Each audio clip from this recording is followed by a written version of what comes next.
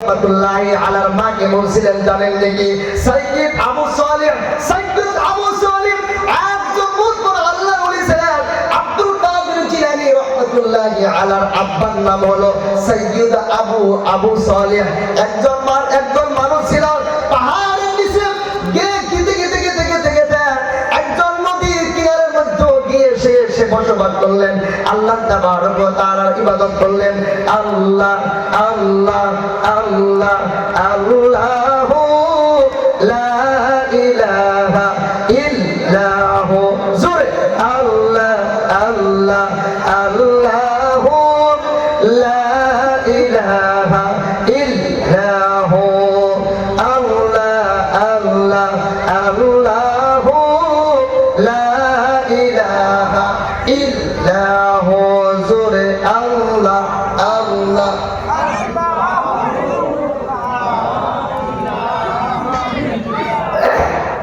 আল্লাহ আল্লাহ আল্লাহু লা ইলাহা ইল্লাহু একজন নদীর কিনারের মধ্যে আল্লাহর ইবাদত করতেছে ইবাদত করতে করতে করতে করতে দেখে নদী থেকে একটা নারিকেল ভাসতে ভাসতে আইতে কথা শুনেন না নাই নদী থেকে একটা নারিকেল ভাসতে ভাসতে আইতেছে হঠাৎ করে তার পেটের মধ্যে খিদা সেই নারিকেলটা খেয়ে ফেলে দিলেন খাওয়ার পর চিন্তা করলেন এই নারিকেলটা তো আমি তো খেয়ে ফেলে দিলাম এই নারিকেলটা কোন মানুষের জানি না আমি তো এই নারিকেলটা আমি না বলে আমি খেয়ে ফেলে দিলাম আল্লাহ তাবারক ওয়া তাআলার কাছে আমি কি হিসাব দিব মালিক যদি হিসাব চায় আমি আল্লাহর কাছে কি হিসাব দেব এই কথা বলে বলে চিন্তা করতে করতে করতে নদীর কিনারা দিয়ে চলতে থাকে একজন বড় একটা নারিকেল গাছের বাগান দেখতে পেলেন সেই বাগানের ভিতরে চলে যাওয়ার পরে একজন মানুষকে দেখলেন এই বাগানের মালিককে তখন বললেন এই বাগানের মালিক হলো ওই মানুষটা তার কাছে গিয়ে বললেন ও মালিক আপনার কাছে থেকে নিয়ে আপনি একটা নারিকেল আমার মনে হয় নদীর মধ্যে পড়ে গিয়েছিল বাঁচতে অনেক দূর চলে গিয়েছিল ও মালিক রে আপনার নারিকেলটা আমি খেয়ে ফেলে দিয়েছি আপনি আমাকে মাফ করিয়া দেন আপনি যদি আমাকে মাফ না করিয়া দেন আল্লাহ সুবহানাহু ওয়া তাআলা আমাকে মাফ করবে না ও আমার বীর বাবাজিরা যুবক ভাইরা ও আমার পর্দার সীমা তাদের অন্তরের মধ্যে কেমন আল্লাহর ভয় ছিলেন ঠিক কিনা নাই কেমন ভয় ছিলেন এমন করতে করতে মালিক ভাবলেন এই মানুষটা সাধারণ কোনো মানুষ হবে না এই মানুষটা এমন মানুষ হবে আমার মনে হয় এই মানুষটা আল্লাহর খাঁটি ওলি হবে জোরে জোরে বলেন সুবহানাল্লাহ মালিককে বললেন ও আল্লাহর বান্দা আমি তোমাকে মাফ করতে পারি আমার এই মালিককে আমার এই বাগানের মধ্যে 1 বছর না 2 বছর না 3 বছর না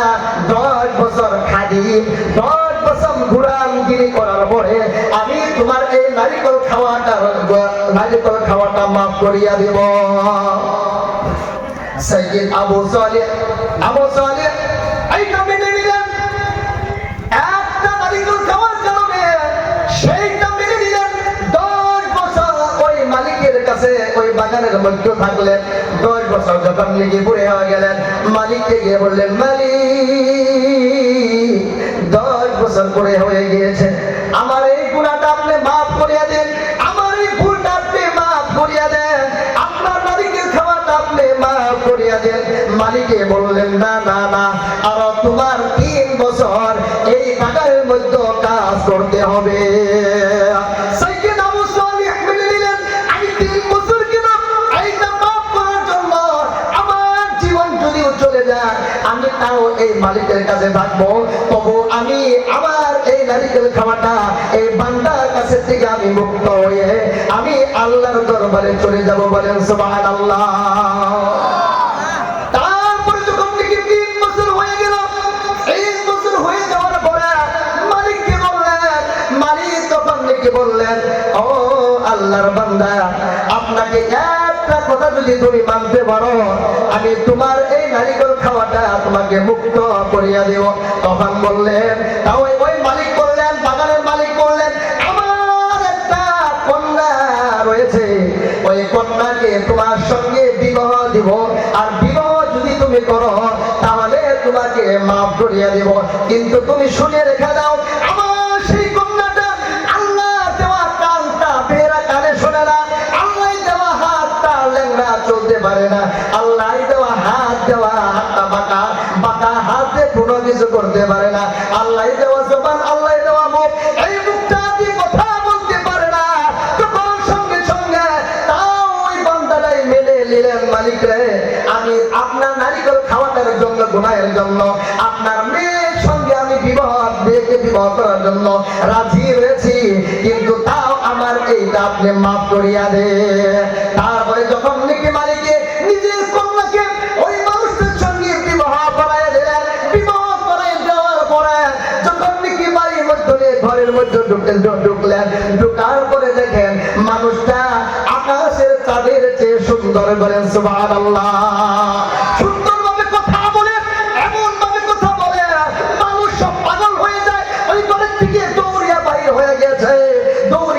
দৌড়িয়ে গিয়ে মালিকের গেছে, বললেন, ও মালিক রে, আপনি আমার সঙ্গে মিথ্যা কথা কেন বললেন? আপনি বললেন আপনার মেয়ে হাত নাই, আমরা কথা বলতে পারে না, আপনার মেয়ে তো কথা শোনে না, আপনি তো বললেন, কিন্তু না না না, আপনার মেয়েকে আমি এত সুন্দর দেখতে পেলাম, হাত সুন্দর, পা সুন্দর, জবান সুন্দর, চোখ দিয়ে কল্পনা দেখতে পারে, আপনি আমার সঙ্গে কেন মিথ্যা কথা বললেন? মালিক বললেন, না না না, ও আল্লাহর বান্দা রে, আমি তোমার সঙ্গে মিথ্যা কথা বলি নাই, আমি সব সত্য কথা বলেছি। জোরে জোরে বলেন সুবহানাল্লাহ। আল্লাহর বান্দা, তুমি কি শুনবা নাকি? আল্লাহর বান্দা বললেন, মালিক অবশ্যই আমি শুনবো, আপনি বলিয়া দেন। মালিকে বললে, আমার এই মেয়েটা যখন নাকি সাফল্য হয়েছে, যখন নাকি আপনার সাফল্য হওয়ার পরে কোনদিন বাড়ি থেকে বাহির হয় নাই, এই পা দিয়ে বাড়ি থেকে বাহির হয় নাই, সেই জন্য আমি বলেছি আমার মেয়েটা হলো লাংড়া, আর হাত দিয়ে চোখ দিয়ে দেখতে পারে না, আমি এই জন্যই বলেছি আল্লাহ দেওয়া চোখ দিয়া আমার এই মেয়ে কখনো গের মাহরুম পুরুষদেরকে এই চক্ষু দিয়ে দেখে নাই। বলেন সুবহানাল্লাহ। আল্লাহ দেওয়া কান দিয়ে আল্লাহর কোন নাফরমানি কথা শোনে নাই, সেই জন্য আমি বলেছিলাম আমার মেয়েটা কর্ণ দিয়ে আপনার কানেও শুনতে পারে না। তখন বললে, হ্যাঁ, ওই মানুষটাই আচরিত হয়ে গেল, ওই মানুষটাই হলো আব্দুল কাদের জিলানী রাহমাতুল্লাহি আলাইহির মা। জোরে জোরে বলেন সুবহানাল্লাহ। এই ছিল মা, ঠিক কি না? এই ছিল মা। বাবা যদি হন, ও মা, ও আমার বাবা রে, আপনার যদি বাবা যদি হন, এক নম্বরের বাবার যে আপনার দায়িত্ব আছে ছেলে সন্তানের উপরে, ওই ছেলে সন্তানের উপরে যদি আপনি পরিপূর্ণ আপনি যদি পালন করেন, তবে তো আপনি বাবা হিসেবে সাব্যস্ত হবেন, মা হিসেবে সাব্যস্ত হবেন। আর যদি বাবা হিসাবে পরিপূর্ণ ছেলের হকটা আপনি যদি আদায় যদি না করেন, বাচ্চাদের সুন্দর নাম রাখবেন, বাচ্চাদেরকে ছোট অবস্থায় বক্তব্য দিয়ে কোরআন শরীফ শিখাবেন, আপনি সুন্দর সুন্দর বাড়ির মধ্যে তালিম করবেন, এগুলো করার পরে ছেলে সন্তান দেখবেন আপনার ফরমা বরদারি হয়ে যাব। জোরে জোরে বলেন কথা ঠিক কিনা না? কিন্তু বাড়িতে আছে, এগুলো আছে, কোরআন তেলাওয়াত আছে, বাচ্চা আছে, কেউ কে বলতে পারে সাহস যাবে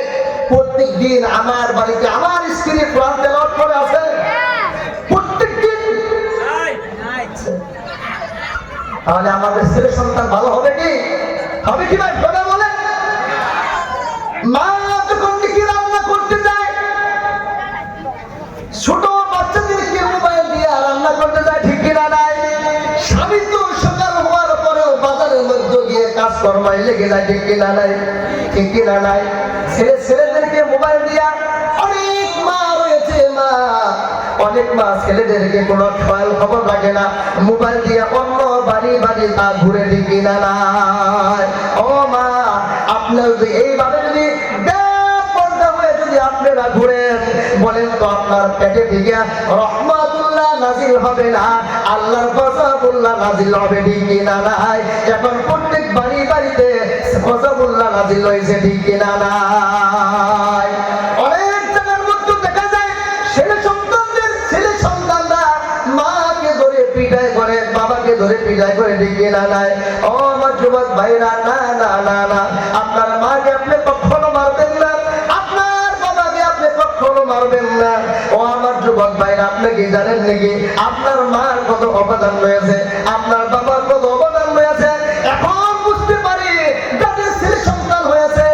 বাবা যখন নাকি ছেলেকে আপনার কাঁধের মধ্যে নিয়ে নিয়ে ধরে, অনেক সময় দেখবা